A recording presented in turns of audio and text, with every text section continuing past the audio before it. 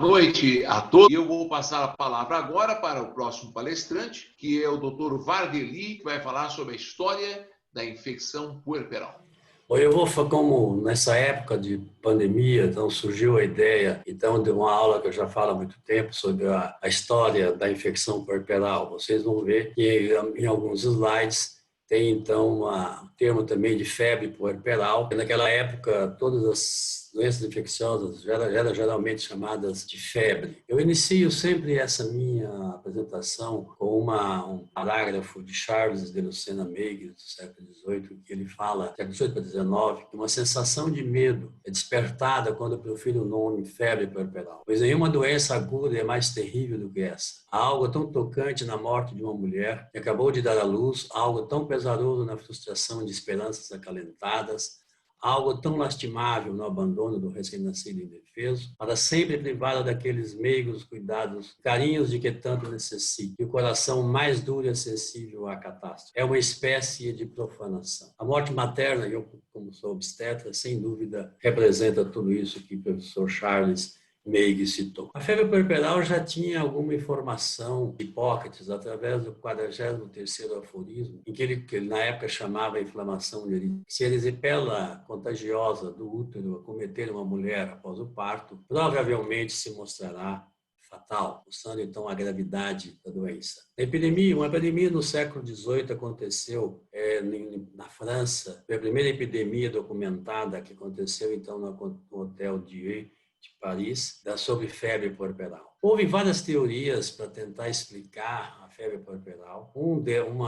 Desses trabalhos do Hotel Dieu de Paris escrevia que um líquido lactescente livre na parte inferior da cavidade abdominal e leite coagulado aderente aos intestinos. Eles imaginavam que o leite era migrado então para os intestinos e desenvolvia, portanto, a infecção. Esses relatos foram de médicos após necrópsias de corpos de puérperas na epidemia que aconteceu em 1746, que eu já citei. Esse quadro é um quadro também importante, né, de Oliver Wendell Holmes, em que ele escreveu um ensaio sobre a religiosidade da febre puerperal em 1843 e apresentou na Sociedade de Boston. Então, mostrando que vários autores tentaram descobrir a etiologia da febre puerperal. Mas, sem dúvida, foi esse médico obstetra, Ignaz Semmelweis, que viveu entre 1818 a 1865. 30 anos antes de Pasteur, ele descobriu que as bactérias causavam doenças e percebeu que a febre puerperal fatal era causada pelas mãos dos médicos e estudantes.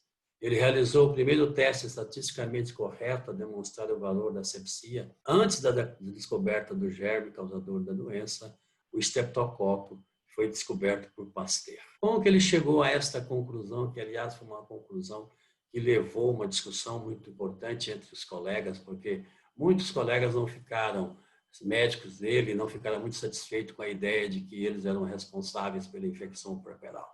Ele trabalhou nesse hospital, reconstruído pelo imperador José II em 1874. Lá existia duas divisões de maternidade. Uma era cuidada pelos médicos e estudantes de medicina e a outra divisão era pelas enfermeiras. E o que chamou muita atenção de Semmelweis foi de que, na divisão cuidada pelos médicos e estudantes, a incidência de mortalidade materna é muito mais alta do que que era cuidada pelas enfermeiras.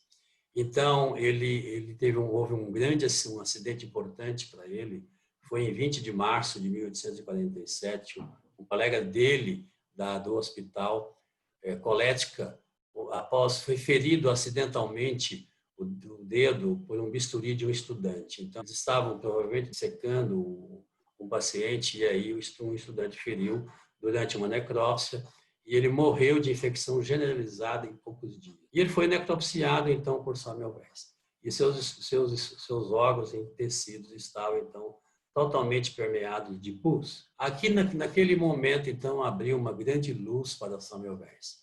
Ele escreveu que refleti com intensa emoção até que, de súbito, o pensamento cruzou minha mente. Logo ficou claro para mim que a febre puerperal e a doença do professor Colética era uma só. Se no caso do professor Colética a contaminação do sangue resultou da inoculação de partículas de cadáver, então a febre puerperal deve se originar da mesma fonte. Agora só era necessário descobrir de onde e por que meio as partículas de cadáver pútrido eram introduzidas nos casos de parto. A verdade é que a fonte transmissora dessas partículas de cadáver se encontrava nas mãos dos estudantes e dos médicos. Então ele idealizou uma solução de clorina líquida e foi substituída depois por cloreto de cal e colocou então em frente à enfermaria, que era assistida pelos médicos e estudantes. E os médicos então eram orientados a lavar as mãos com a solução e escovar as unhas com água e sabão antes de tocar numa mulher em trabalho de parto. É muito parecida com a pandemia que estamos vivendo agora, que é lavar continuamente as mãos.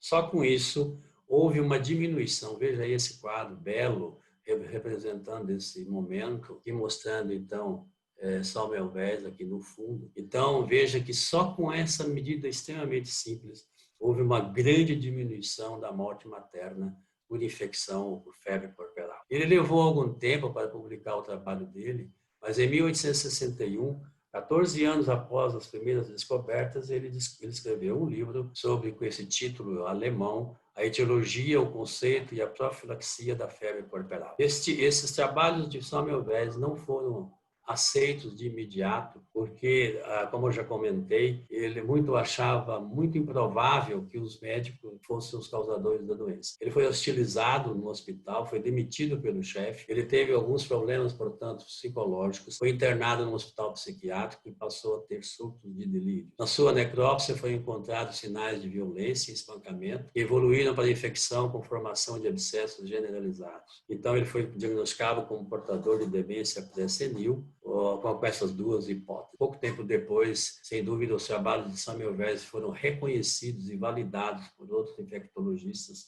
como, por exemplo, Pasteur e Lister.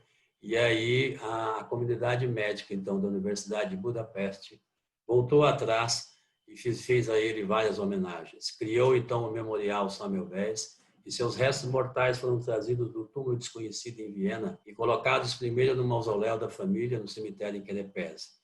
E 3 anos depois, sob uma magnífica lápide em seu próprio mausoléu, numa cerimônia onde participaram professores de obstetrícia da Hungria, França e Inglaterra.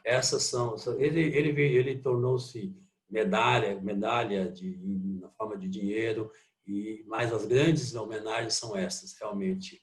O busto de São Melvés, em Budapeste, e essa estátua e o busto de São Melvés. São essas considerações que eu queria fazer sobre, então, a história da febre puerperal, né, que, sem dúvida, foi deixada para trás e agora nós convivemos com as pandemias da atualidade. Muito obrigado.